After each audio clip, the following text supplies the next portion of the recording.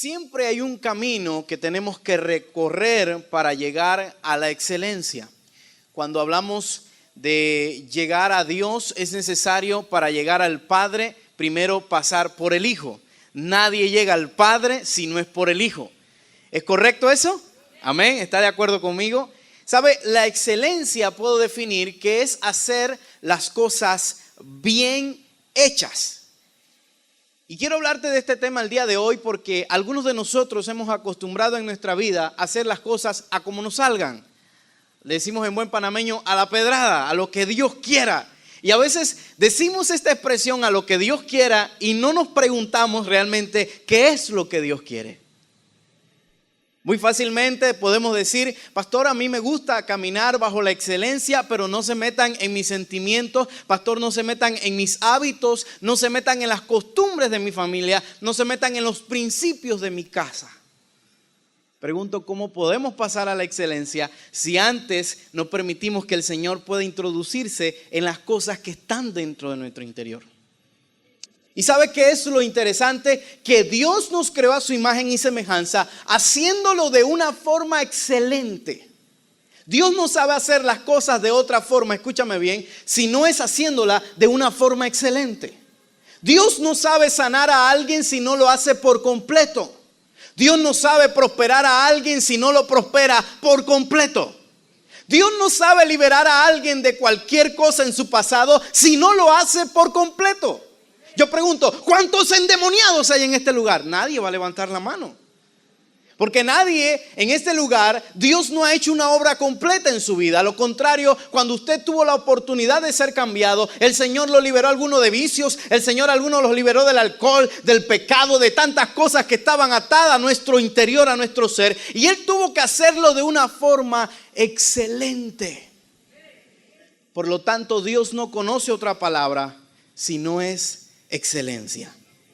¿Y sabe qué se ha profesado por muchos años en el Evangelio? Hemos creído en que la iglesia cristiana tenemos que ser esas pequeñas iglesitas.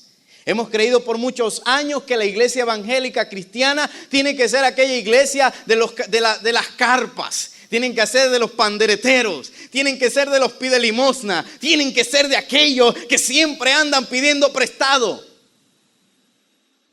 Por muchos años se ha creído eso.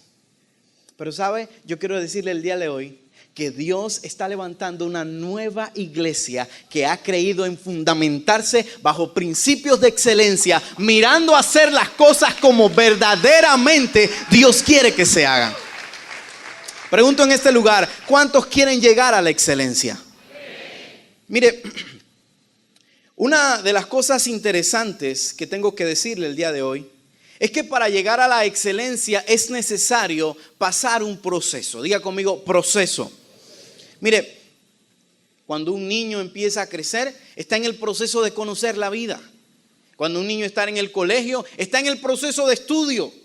Cuando el joven crece, está en el proceso de enamoramiento. Cuando la madre da luz, está en el proceso de aprender cómo criar a un hijo. Cuando ese hijo crece y tiene la oportunidad de que el papá vea el fruto de sus hijos, hay un proceso en el abuelo en ver y aprender a amar a su nieto. En la vida siempre hay un proceso, aún hay un proceso para llegar a la muerte. Usted puede decidir cómo quiere pasar o cómo quiere que lo recuerde su familia. Usted puede decidir cómo quiere llegar al momento, al punto de su muerte. Y algunos dirán, pastor, usted se está metiendo en aguas muy delicadas. Pero es que usted forma en su vida lo que usted quiere alcanzar y lograr. Si usted quiere que lo recuerden como alguien mal organizado, prestamista, que siempre andaba pidiéndole a todo mundo, eso es lo que usted le va a dejar a su generación. Si usted quiere que lo conozcan como un hombre de fe, como un hombre que actuaba como un hombre valiente, usted camina bajo esos estándares. Y cuando hablamos de proceso de excelencia, tenemos que entender algo. Dios nos pasa por un proceso para lograr llegar a la excelencia. En la Biblia encontramos un pueblo un poquito difícil y era el pueblo de Israel. El pueblo de Israel tuvo la oportunidad de salir de un lugar que muchos utilizamos para predicar en nuestros bosquejos de grupos, en las células, y decimos, Dios quiere sacarte de Egipto. Pero ¿sabe algo? Egipto era un lugar que para el pueblo de Israel era muy querido. lamentablemente, después de más de 400 años de vivir en ese lugar, se adaptaron muy bien a Egipto. Les gustaba mucho Egipto. Y llega el momento en que Dios le da una palabra a su líder en ese momento, a Moisés, y le dices: háblale al pueblo porque quiero sacarlos de este lugar. Los voy a llevar a una nueva tierra, la tierra prometida. Y quizás el pueblo entendió a primeras y dijo: oye, qué oportunidad más tremenda. Vamos a un lugar que Dios ha prometido. Dice que fluye leche y miel. Oye, vamos a tener buena tierra. Cada uno va a poder acampar. Cada uno va a poder tener su casa. Y empezaron a imaginarse todo lo bueno. Pero ¿sabe qué es lo triste de la historia? Que hubo un pueblo de dura cerviz que lamentablemente no logró entrar a la tierra prometida. Mi pregunta: ¿qué le sucedió al pueblo de Israel? ¿Por qué razón el pueblo de Israel, las personas adultas, la primera generación, no entró a la tierra prometida? Yo entendí algo, y es que aquellas personas que no toman la determinación de renunciar, difícilmente puedan avanzar.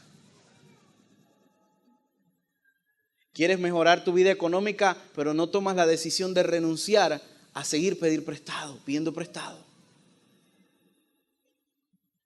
Quieres avanzar con tu familia, pero todavía no decides manejar tu hogar como un hombre que tiene sabiduría. No lo decides aún. Quieres que tus hijos, mujer, sean de bendición, se levanten en un hogar fundamentado sobre la roca, y lo predicas y lo dices, pero todavía no aprendes a ser la mujer que Dios ha dicho que debes ser. ¿Cuántos están aquí? ¿Quiere pasar a lo excelente? Hay una determinación que tomar el día de hoy. Moisés le dijo al pueblo: marchemos. Y yo te digo el día de hoy, hay que tomar la determinación de avanzar, de marchar, de caminar. El pueblo empezó a marchar y dice que había una nube que los guiaba. Dice que de noche había una columna de fuego y el pueblo estaba contento. Iban bordeando, iban llegando. Pero dice que llegaron un momento en el que se encontraron con el Mar Rojo. Y ¿sabe algo? El Mar Rojo representa ese momento crucial de tu vida, en el que se manifiesta tu creencia y tu fe y tu dependencia en Dios, en sus palabras, en lo que Él ha dicho que va a hacer. Allí se encontraba el pueblo de Israel. Y empezaron inmediatamente a criticar y a decirle a su líder Moisés: ¿qué ha pasado? Mejor era estar en Egipto. Allá teníamos casa, allá había comida, trabajábamos pero comíamos. ¿Para qué nos trajiste para acá? Mira, ahora nos va a matar el pueblo de Egipto. Faraón con todo su ejército nos va a matar. Mira lo que has hecho. Pero Dios le había hablado a Moisés y le había dicho: llega a la orilla del mar y levanta la vara. ¿Sabe algo? Cuando el pueblo de Israel pudo ver el milagro que sucedió, cómo las aguas se dividieron. Escúchame algo, no fue cualquier milagro. Hay gente que toma esta historia en poco y dice: sí, las aguas se abrieron y ya lo dejan hasta ahí. ¿Sabe? Es un gran milagro que Dios haya podido abrir las aguas del mar. No son las aguas de una quebrada, no son las aguas de un río, no, son las aguas del mar. Es como que yo te diga a ti: vete a la bahía de Panamá, que Dios va a abrir las aguas y vas a caminar en seco. Algunos se van a reír. Pastor, deje el relajo. Algunos dirán: no, eso es mentira. Dios le habló a Moisés y Moisés creyó la palabra de Dios. Y cuando el pueblo empezó a caminar, empezaron a dar el paso. Algunos iban titubeando, algunos decían: ¿será que Dios está haciendo esto? ¿Será que Dios está haciendo el milagro? ¿Está ocurriendo? Vamos a cruzar, vamos a pasar la tierra. Es increíble, lo estamos logrando. El pueblo caminó en seco. Escuché una vez a mi papá decir: estaba la cara del tiburón ahí pegada, mirando con ganas de comérselos. Y sabe, estaba el gran pez que se tragó a Jonás. Y estaba aguantado allí. Pero el pueblo de Israel caminó, cruzó, pasó en seco. Pero viene la historia complicada de esta anécdota acerca de Moisés y el pueblo de Israel. ¿Por qué demoraron 40 años en el desierto? Mi pregunta para ti el día de hoy: ¿por qué has demorado tu proceso para llegar a la excelencia? ¿Por qué has esperado y has aguantado y tienes ahí aguantado el proceso y dices: todavía no, pastor, todavía no, pastor? De tantos y tantos que habían en el pueblo de Israel, solo recuerdo 2 nombres que menciona la Biblia: un Josué y un Caleb. Mi pregunta, ¿qué pasó con los otro montón de habitantes que tenía el pueblo de Israel?